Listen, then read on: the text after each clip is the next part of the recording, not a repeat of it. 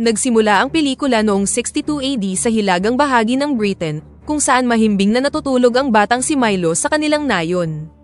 Ilang sandali pa, biglang naistorbo ang kanyang pagtulog dahil sa malalakas na yabag ng mga kabayo. Nang ma-curious, nagpasya siyang lumabas, para lang malaman na sinalakay ng mga sundalong Romano ang kanilang tribo, at walang awang pinapatay ang lahat ng madaanan nila. Sa gitna ng kaguluhan, nakita niya ang kanyang ama na matapang na nilalabanan ang mga mananakop at nagawang patayin ang ilang sundalo, bago siya tuluyang napatay. Hindi nagtagal, dumating ang ina ni Milo at niyakap siya habang sinusubukang makatakas. Ngunit bago pa sila makalayo, binundol siya ng isang Romanong nakasakay sa kabayo, dahilan upang bumagsak siya ng malakas sa lupa.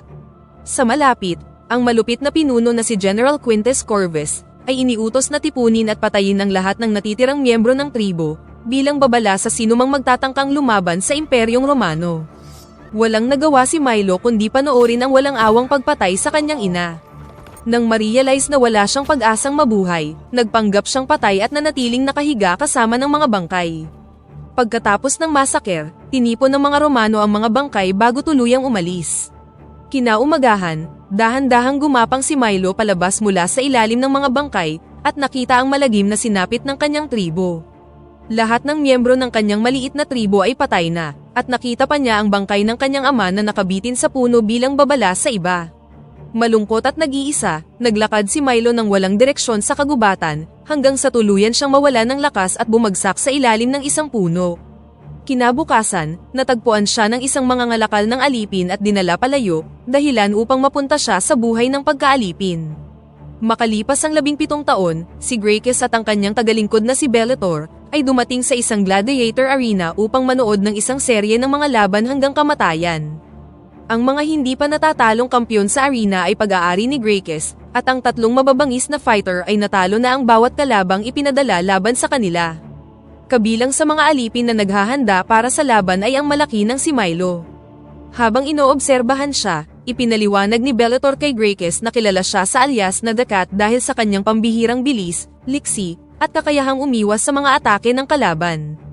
Idinagdag pa niya na nasaksihan mismo ni Milo ang pagpatay sa kanyang buong pamilya noong bata pa siya.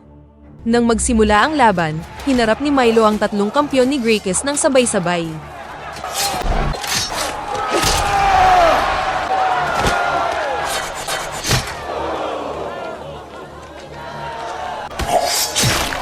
Nagbunyi ang buong tao sa arena nang magtagumpay si Milo, na patunay na walang sino man ang kayang tumapat sa kanyang husay at lakas. Nang humanga sa kanyang kakayahan, binili ni Gracchus si Milo kasama ng iba pang mga nakaligtas na alipin. Ngunit ang isa sa mga alipin na si Glader, ay nabalot ng galit matapos malaman na pinatay ni Milo ang kanyang kapatid sa laban, dahilan upang magsimula ang matinding alitan sa pagitan nila. Kalaunan, dinala ni Bellator ang mga bagong biling alipin patungo sa lungsod ng Pompey. Habang naglalakbay patungo sa lungsod, nakasalubong nila si Maria, anak ng gobernador ng Pompey na si Severus, na ang karwahe ay na-stop matapos lumubog ang isang gulong nito sa malalim na hukay. Dahil sa aksidente, bumagsak ang kabayo at nabalian ito ng leeg. Nang makita ang paghihirap ng hayop, hiniling ni Milo kay Bellator na alisin ang kanyang mga kadena upang makatulong, ngunit sa halip ay hinampas siya ng isang Romanong bantay. Let him help the horse. Agad namang iniutos ni Maria na pakawalan ang alipin. Kalmadong lumapit si Milo sa kabayo at nang ma-realize na wala na itong pag-asang mabuhay, tinulungan niyang matapos na ang paghihirap nito. I'm sorry, my lady. He's a savage. Bagamat nalulungkot, humanga si Maria sa kanyang kabaitan at tahimik na pinasalamatan siya, Thank you. bago nagpatuloy sa kanyang paglalakbay. Habang papunta sa lungsod, napansin ng assistant niyang si Ariadne na paulit-ulit na lumilingon si Maria kay Milo. Nang tanungin siya kung bakit, inamin ni Maria na hindi pa siya nakakita ng taong ganoon kalakas at katapang, na nagpapahiwatig ng kanyang lumalalim na paghanga sa misteryosong gladiator. Pagdating sa Pompey, sina Maria at Ariadne ay napilitang maglakad dahil sa siksikang mga lansangan. Nang makarating sa palas, mainit siyang sinalubong ng kanyang mga magulang na sina Aurelia at Severus. Kalaunan, binisita niya ang mga kwadra kung saan ang stable master na si Felix ay sinabing na-miss siya ng husto ng kanyang paboritong kabayo. Samantala, si Milo at ang iba pang mga alipin ay dumating na sa bilangguan, at pagkatapos ay dinala sila sa dining hall. Doon, ipinaalam sa gladiator na si Atticus na dumating na ang isang batang alipin na sinasabing mas malakas pa kaysa sa kanya. Kumpiyansa sa kanyang kakayahan, hindi na bahala si Atticus dahil alam niyang isang laban na lang ang natitira bago niya makamit ang kanyang kalayaan. Habang tahimik na kumakain si Milo, nilapitan siya ni Glader at ng kanyang mga kasamahan. Dahil sa galit sa pagkamatay ng kanyang kapatid, inutos ni Glader na sabihin ni Milo kung sino ang pumatay rito. Sa halip na sumagot, ihinampas ni Milo ang kanyang metal na plato sa mukha ni Glader, bago sinuntok ang isa niyang kasamahan.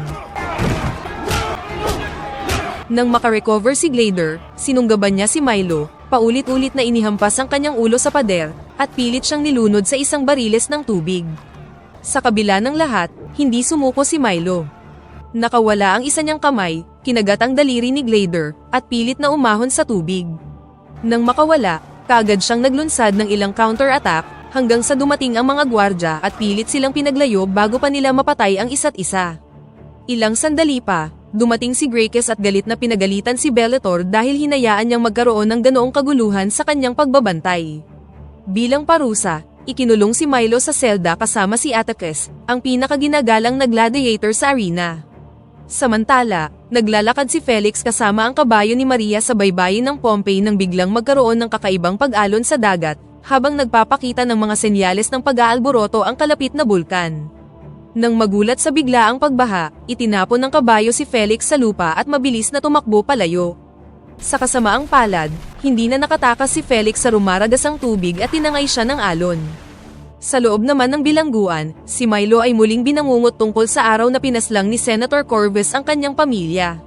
Bigla siyang nagising habang nagpapanik, ngunit pinakalma siya ni Atticus sa pamamagitan ng pagsabi na kung nais niya talaga siyang patayin, matagal na niya itong ginawa. Dahil dito, bahagyang nabawasan ang tensyon sa pagitan ng dalawang gladiator. Tinanong ni Atticus ang pangalan ni Milo. What is your name? Ngunit nanatili siyang tahimik at tumangging sumagot. Sinabi ni Atticus na hindi siya maaaring manahimik habang buhay, subalit hindi pa rin siya pinansin ni Milo. Kalaunan, dinala sila ni Bellator sa arena para magsanay. Habang naroon, inutos ni Graces kay Atticus na piliin ang kanyang magiging huling kalaban. Nang walang pag-aalinlangan, kaagad niyang pinili si Milo, sa kadahilan ng nais niyang subukin at talunin ang pinakamalakas na bagong gladiator. Dahil sa susunod na araw pa ang tunay na laban, nagsanay muna sila gamit ang mga kahoy na espada. Kaagad na umatake si Milo gamit ang kanyang bilis, umaasang madadaig si Atticus sa biglaang pag-atake. Ngunit dahil sa laki, lakas, at karanasan ni Atticus, mabilis niyang na-dominate ang laban habang iniinsulto ang kanyang maliit na kalaban. Sa kabila nito, hindi sumuko si Milo at patuloy na lumaban, hanggang sa maagaw niya ang kalamangan at napatalsik ang espada ng kalaban. Agad na kumuha si Atticus ng panibagong sandata, at muling nagpatuloy ang kanilang tunggalian. Habang umiinit ang laban, nagsimulang mangibabaw si Milo, na labis na ikinagulat ng mga nanunood. Nang hindi inaasahan, biglang sumugod si Glader mula sa likuran na may dalang kutsilyo upang patayin si Milo.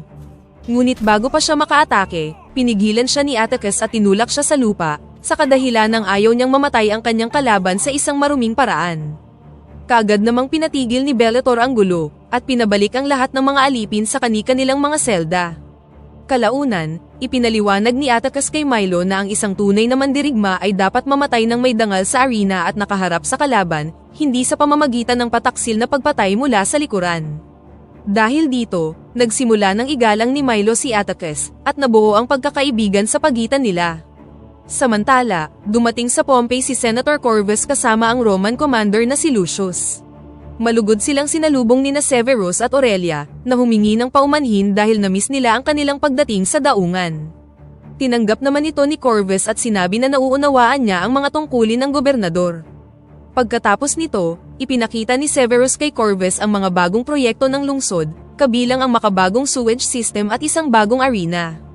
Naiinis si Maria na inimbitahan ng kanyang ama ang senador, ngunit ipinaliwanag ng kanyang ina na kailangan nilang pakisamahan ang mga taong tulad ni Corvus dahil sila ang tumutulong sa pagpapaunlad ng Pompey. Naputol ang kanilang pag-uusap nang makita ni Maria ang kanyang kabayo na tumatakbo pabalik sa palasyo nang walang kasama. Agad niya itong pinakalma, at nagtaka kung nasaan si Felix. Samantala sa bilangguan, tinanong ni Milo si Atticus kung totoo bang ito na ang kanyang huling laban. Kumpiyansang sinabi ni Atticus na kapag napatay niya si Milo, makakamit na niya ang kanyang kalayaan. Gayunpaman, binalaan siya ni Milo na kasinungalingan lamang ang pangakong yun, ngunit nanatili si Atticus sa kanyang paniniwala sa batas ng Roma. Kalaunan, dinala ni Gracchus ang mga alipin sa isang piging sa palasyo. Doon, nagulat si Milo nang makita si Lucius, ang lalaking responsable sa pagpatay sa kanyang ama maraming taon na ang nakakalipas.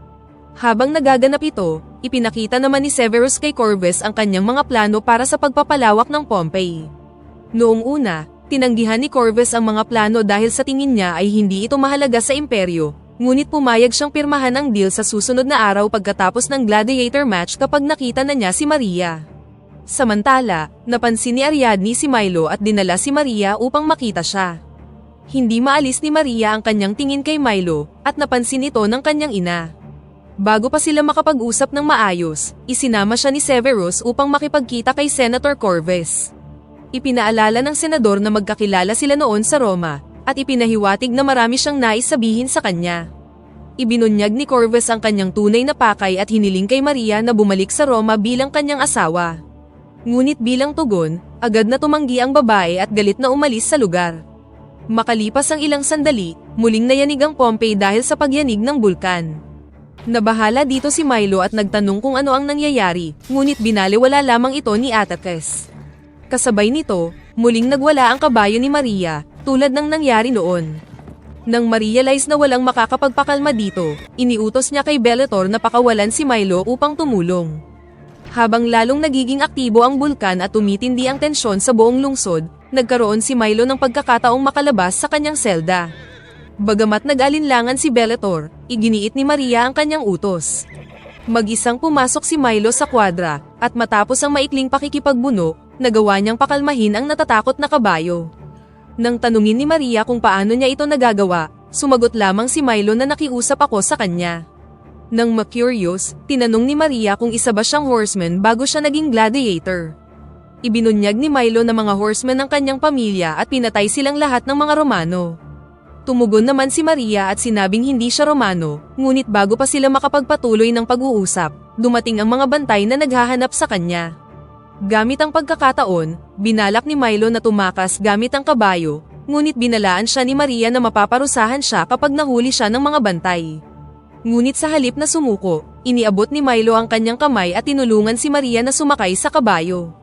Pagkatapos nito, sinipa niya ang pintuan ng kwadra at mabilis silang tumakas mula sa palasyo. Sa maikling sandali, inenjoy nila ang kanilang kalayaan, ngunit kalaunan ay huminto rin ang kabayo. Nang ma-realize na mapapahamak si Maria dahil sa pagtulong sa kanya, nagpa siya si Milo na ibalik siya sa palasyo. Pagdating nila doon, agad na dinakip ng mga bantay si Milo. Papatayin na sana ni Corvus si Milo, ngunit namagitan si Maria at ipinaliwanag na nagwala lamang ang kabayo at tumakas. Nakiusap si Maria na patawarin siya, kaya napilitan si Corvus na hayaang mabuhay ang ating bida. Mapanuya niyang sinabi kay Milo na binigyan siya ni Maria ng panibagong buhay, bago iniutos kay Bellator na hagupitin siya ng 15 beses bilang parusa. Walang nagawa si Maria kundi panoorin ang parusa, habang tahimik na tinitiis ni Milo ang bawat hampas. Pagkatapos nito, ibinalik na sina Milo at Atticus sa kanilang selda. Habang nililinis ni Atticus ang kanyang mga sugat, isang malakas na lindol ang yumanig sa bilangguan. Doon, inamin ni Milo na sa wakas ay nakita na niya ang lalaking responsable sa pagpatay sa kanyang pamilya. Bilang tugon, ibinahagi ni Atticus na pinaslang din ng mga Romano ang kanyang pamilya 22 taon na ang nakakalipas. Ang pinakamasakit para sa kanya ay hindi ang pagkawala nila, kundi ang katotohanang hindi na niya maalala ang kanilang mga mukha kapag sumasapit ang gabi. Pinagbuklod ng kanilang magkaparehong pagdadalamhati, unti-unting naging magkaibigan ang dalawang fighter. Kinabukasan, napuno ng mga tao ang arena para sa mga gladiator fight. Dumating din doon si Maria, ngunit pinilit siya ni Corvus na maupo sa tabi niya. Samantala sa ibaba ng arena, inihanda na ang mga alipin para sa laban, at sa panahong yun ay nakatanggap si Bellator ng bagong mga utos kay Gracchus. Sa kabila ng ipinangakong kalayaan, hindi napapalayain si Atticus. Tinanggap ni Bellator ang utos, at naniwalang mas mabuting mamatay si Atticus sa arena kaysa makalaya. Habang dinadala sina Milo, Atticus, at ang iba pang mga bilanggo sa arena, Napansin ni Graykes na labis nang humina ang mga pader ng arena dahil sa sunod-sunod na lindol. Nagbabala siya kay Severus at iminungkahing ipagpaliban muna ang mga laban. Gayunpaman, binaliwala ito ng gobernador at sinabing matagal nang nakasurvive ang gusali sa mga pagyanig. Sa pagkainis sa tugon, iniutos ni Graykes na ihanda ang kanyang karwahe at nagpas siyang umalis muna ng lungsod sa loob ng ilang araw. Sa arena, sina Milo at Atticus at ilang mga bilanggo ay ikinadena sa isang napakalaking bato at binigyan ng mga sandata. Dahil mas marami ang kanilang mga kalaban, desperado silang lumaban para mabuhay. Sa panahon ng laban, mabilis na na-realize ni Milo na kailangan nila ng kalamangan, kaya pinaakyat niya ang kanyang mga kasama sa ibabaw ng bato upang magkaroon ng mas mataas na posisyon. Sa kabila nito, patuloy silang nilusob ng napakaraming kalaban at ilan sa kanilang mga kasamahan ang napatay. Habang paliit ng paliit ang kanilang bilang, magkatalikod na lumaban sina Milo at Atticus, at pinabagsak ang sinumang lumalapit sa kanila. Humanga ang mga manonood sa kanilang mabangis na paglaban, ngunit si Maria ay walang magawa kundi panoorin sila ng may matinding takot at pag-aalala. Napansin ni Corvus ang kanyang pag-aalala at mapanuyang tinukso siya tungkol sa kanyang pagkagiliw kay Milo. Habang nakangiti, ibinunyag ni Corvus na pumayag na ang ama ni Maria sa kanilang kasal, maliban na lamang kung tahasan niya itong tatanggihan. Idinagdag pa niya na kapag tumanggi siya, kakanselahin niya ang lahat ng proyektong ipinangakong popondohan sa Pompeii. Samantala sa arena, nagawang mahati ni Atticus ang napakalaking bato na kinakabitan ng kanilang kadena, at pagkatapos ay pinagulong ito sa grupo ng ilang sundalo. Nang makakuha ng pagkakataon, kinuha ni Milo ang isang sibat at inihagis ito sa Roman horseman na umiikot sa arena. Nahulog ang rider, na nagbigay ng pagkakataon kay Milo na tumalon sa kabayo at sumugod sa buong arena. Gayunpaman, naputol ang kanyang momentum nang hatakin ng isang kalaban ang kanyang kadena at kinaladkad siya pababa mula sa kabayo. Habang papalapit ang sundalo upang patayin siya, namagitan si Atticus sa pamamagitan ng paghagis ng kanyang sandata, na agad na ikinamatay ng sundalo. Pagkatapos nito, bumangon si Milo at pinatay rin si Glader. Nang wala ng ibang banta, kinuha ni Milo ang watawat ng Roma at sumigaw na hinding-hindi siya luluhod sa mga mamamatay tao. Sinira niya ang sagisag ng Roma, at inihagis ang piraso nito kay Senator Corvus, ngunit sinalag ito ni Lucius. Dahil sa kahihiyan at matinding galit, iniutos ni Corvus kay Lucius na magpatawag ng karagdagang mga sundalo at ihinto ang paghihimagsik. Agad na naghanda ang mga archers upang paulanan ng pana ang arena, ngunit namagitan si Maria at pinigilan sila. Sa pagkainis, bumunot si Corvus ng kutsilyo at nagbantang siya mismo ang papatay sa kanya kung hindi siya titigil. Sa kabila nito, matapang na tumanggi si Maria at iginiit na kung papatayin nila si Milo, magiging martir lamang siya. Dagdag pa niya, kapag hindi tinupad ni Corvus ang kanyang mga salita, magmumukha siyang mahina at hindi mapagkakatiwala ang pinuno. Sa sobrang galit, inutos ni Corvus na ibalik si Maria sa palasyo at ikulong ito doon. Bago pa lumala ang sitwasyon, muling niyanig ng malakas na lindol ang Pompeii. Sa kabila ng lumalaking panganib, tumanggi si Corvus na ihinto ang laban. Determinadong ipakita ang kanyang kapangyarihan, inanunsyo niya na kung nais ni Milo na maging bayani, kailangan niyang harapin ang pinakamagaling na mandirigma ng Roma, na walang iba kundi si Lucius. Habang dinadala ng mga gwardya si Maria palayo, pumasok si Lucius sa arena upang harapin si Milo. Agad na nagsimula ang matagal nang inaabang ang laban ng dalawa. Dahil sa galit at paghahangad na makapaghiganti para sa pagkamatay ng kanyang pamilya, walang tigil na umatake si Milo. Gayunpaman, si Lucius ay hindi basta-bastang kalaban. Sa kabila ng pagkabasag ng kanyang sandata, hindi sumuko si Milo, kinuha ang isa pang espadang ibinigay sa kanya, at ipinagpatuloy ang matinding laban.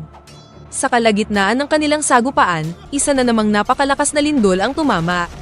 Nagsimulang gumuho ang mga gusali na nagdulot ng pagpanik sa madla, at nagtakbuhan ang mga manunood upang iligtas ang kanilang mga sarili. Sumigaw si Corvus kay Lucius na tapusin na si Milo, ngunit bago pa niya ito magawa, bumagsak ang lupa sa ilalim nila. Parehong nahulog ang dalawa sa isang napakalalim na bitak, habang unti-unting gumuguho ang arena. Sa ilalim ng lupa, pansamantalang nagkaroon ng kalamangan si Milo, ngunit naihagis siya ni Lucius at nakatakas ito. Bago umalis, isinarapan nito ang mga tarangkahan ng bilangguan. Samantala, ang mga natitirang alipin, na puno ng galit dahil sa matagal na pang-aapi, ay bumaling laban sa kanilang mga tagapagbantay. Sa ibang bahagi ng lungsod, sina Corvus, Aurelia at Severus ay naipit sa ilalim ng mga guho. Bagamat sugatan, kumuha si Severus ng sandata at tila handa ng patayin si Corvus. Ngunit sa huling sandali, nagbago ang kanyang isip, dahilan upang mabaliktad ang sitwasyon at sa halip ay si Corvus ang sumaksak sa kanya. Pagkatapos nito, inutusan niya si Lucius na dalhin siya sa daungan. Sa mga sandaling yun, umuulan ng apoy mula sa bulkan, nasusunog ang mga gusali, at nagsisiksikan ang mga tao sa daungan upang makatakas, ngunit pinipigilan sila ng mga gwardya. Habang sinusubukan ng mga bantay na kontrolin ang nagkakagulong mamamayan, nagawa namang makasakay ni Gracchus sa barko, sa pamamagitan ng panunuwal sa mga gwardya. Sa wasak na arena, natagpuan ni Milo si Aurelia na malubhang sugatan. Bago ito mamatay, nakiusap siyang protektahan ni Milo si Maria at sinabi kung saan ito nakakulong. Dahil sa utang na loob kay Maria, nagpa siya si Milo na iligtas siya. Bagamat binalaan siya ni Atticus na suicide ang pagbabalik sa lungsod, iginiit ni Milo na utang nila rito ang kanilang buhay. Bago maghiwalay, nagkasundo silang magkita muli sa daungan. Samantala, iniwan ng mga bantay ang selda ni Maria habang lumalala ang kaguluhan sa buong lungsod. Sinubukan ni Ariadne na palayain siya, ngunit isa pang pagyanig ang nagpaguho sa bahagi ng palasyo, at naipit si Maria sa loob. Nang tila wala ng pag-asa, dumating si Milo at hinila siya palabas sa kaligtasan. Tumakbo si Ariadne upang maghanap ng tubig, ngunit makalipas lamang ang ilang sandali, isa na namang malakas na lindol ang yumanig sa lungsod at winasak nito ang pundasyon ng palasyo. Dahil dito, tuluyan nang bumagsak ang palasyo sa dagat at nalunod si Ariadne sa rumaragasang mga alon, habang unti-unting nawawasak ang buong Pompey sa kanilang paligid. Napaiyak si Maria sa pagkawala ng kanyang kaibigan, ngunit hinikayat siya ni Milo na magpatuloy, at sinabing kailangan nilang makarating sa daungan bago pa maging huli ang lahat. Samantala sa daungan, ang sugatan ngunit buhay pa rin na si Corvus, ay inutos kay Lucius na patayin ang mga sibilyan upang magkaroon ng daan papunta sa mga barko. Habang lumalala ang kaguluhan, nagsimulang umulan ng naglalagablab na mga bato mula sa bulkan. Isa sa mga ito ang tumama sa barkong sinasakyan ni Gracchus, at agad itong nawasak. Samantala, papunta si Atticus sa daungan upang makipagkita kina Milo, nang mapansin niyang umatras ang dagat at tila bumubuo ng napakalaking tsunami. Nang ma-realize ang panganib, agad siyang tumalikod at tumakbo ng mabilis. Habang tumatakas, nakita niya ang isang batang babae na natumba sa gitna ng kalsada, habang tinatapakan ng mga nagkakagulong tao. Bumalik siya upang iligtas ang bata, hinanap ang nanay nito, at tinulungan silang makarating sa ligtas na lugar, bago muling nagpatuloy. Nang magkita muli ang tatlo, iminungkahi ni Maria na tumakas sila patungo sa timog ng mga burol dahil mas malayo ito sa pagsabog ng bulkan. Ngunit upang makarating doon, kailangan nila ng mga kabayo.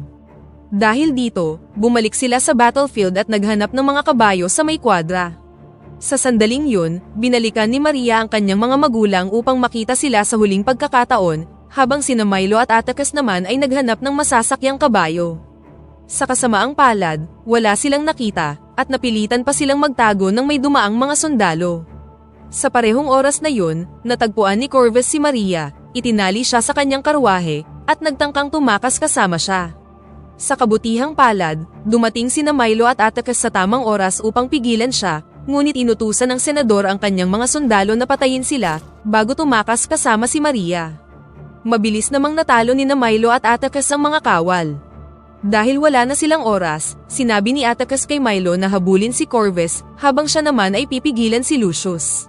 Nang magsimula ang sagupaan ng dalawang mandirigma, matapang na lumaban si Atticus, ngunit napatunayang mas malakas at mas mahusay si Lucius. Sa kabila ng matitinding sugat, tumanggi si Atticus na sumuko.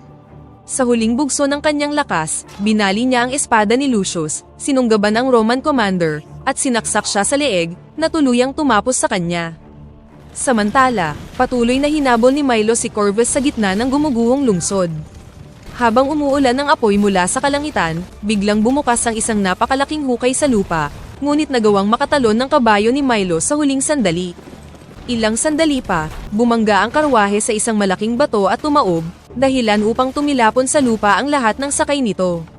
Agad na sumugod si Milo kay Maria upang tiyaking ligtas siya, ngunit inatake siya ni Corvus mula sa likuran. Nagtagisan ang dalawa sa isang mabangis na labanan gamit ang kanilang mga espada. Ngunit kalaunan, nakarecover si Milo, nabawi ang kanyang espada, at nagawang masaksak ang senador sa kanyang braso.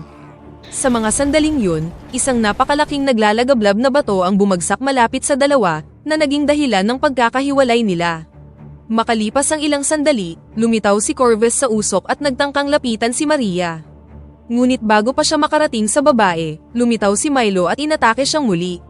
Sa pagtutulungan ni Milo at Maria, nagawa nilang igapos si Corvus sa nawasak na karwahe at tuluyang napasuko ang senador.